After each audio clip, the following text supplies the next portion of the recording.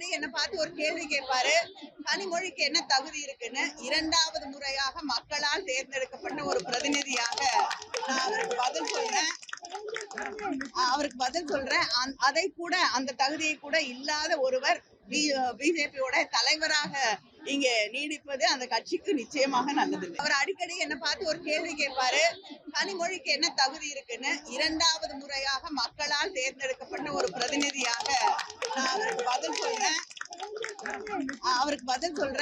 அதை கூட அந்த தகுதியை கூட இல்லாத ஒருவர் பிஜேபியோட தலைவராக இங்க நீடிப்பது அந்த கட்சிக்கு நிச்சயமாக நல்லது. அவர் அடிக்கடி என்ன பார்த்து ஒரு கேள்வி கேட்பாரு. கனிமொழிக்கு என்ன தகுதி இருக்குன்னு. 2வது முறையாக மக்களால் தேர்ந்தெடுக்கப்பட்ட ஒரு பிரதிநிதியாக நான் அவருக்கு பதில் சொல்றேன். அதை கூட அந்த தகுதியை கூட இல்லாத ஒருவர் பிஜேபியோட தலைவராக இங்க நீடிப்பது அந்த கட்சிக்கு நிச்சயமாக நல்லது. அவர் அடிக்கடி என்ன பார்த்து ஒரு கேள்வி கேட்பாரு.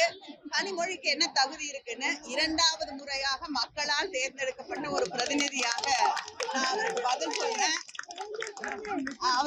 சொல்றேன். அதை கூட அந்த தகுதியை கூட இல்லாத ஒருவர் பிஜேபியோட தலைவராக இங்க நீடிப்பது அந்த கட்சிக்கு நிச்சயமாக நல்லது.